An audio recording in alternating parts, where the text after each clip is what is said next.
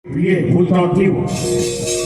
Yektine mungsuh sing abot dhewe iki dudu sapa-sapa nanging nepsune pribadi. Mergakeh wong pinter, wong sugih lan wong digdaya. Nanging mung dadi kesete nepsu. Mongko nepsu yen diuja ora bakal ana entekne pangurunga uripe mung mangsa lan ngangah-angah adoh saka rasa tentrem. Ya banjur kowe maju perang kuwi arep ngopo yen wekdal peperangan wekdal tetandingan.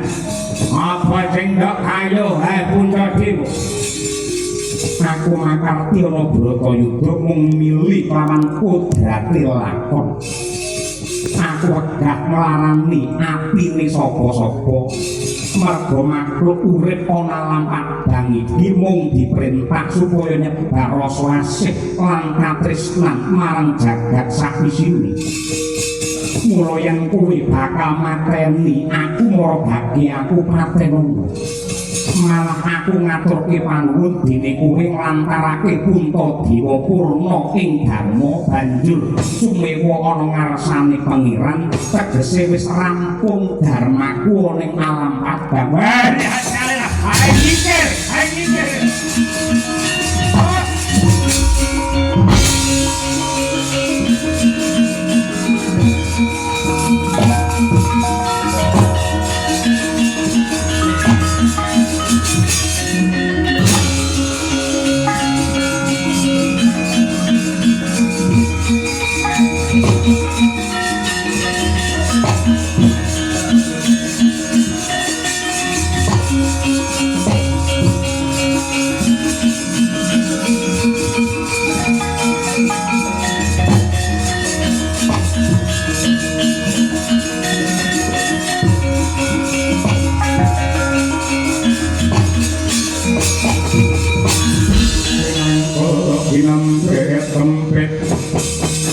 Terus sangreknaning bawana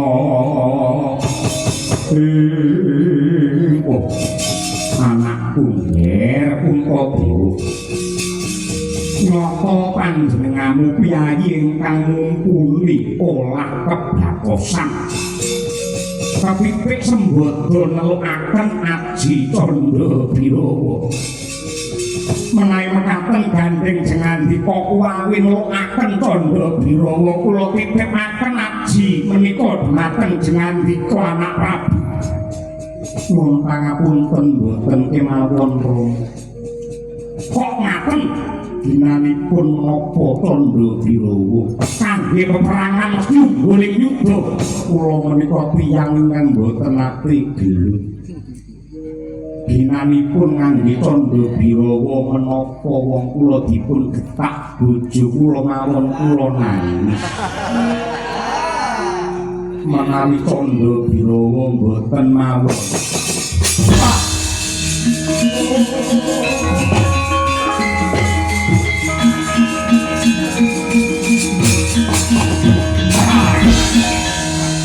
Yen mekaten kula sampun seleh. Kula sampun kawon kula pasrah pejah dumateng Paduka anak Prabu Puntadewa. Sukrama Mandaraka.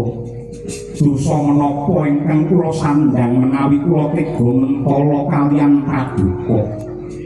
Menawi angger Puntadewa boten kersa mejahi kula tegesipun Paduka mung mirang-mirangaken kula.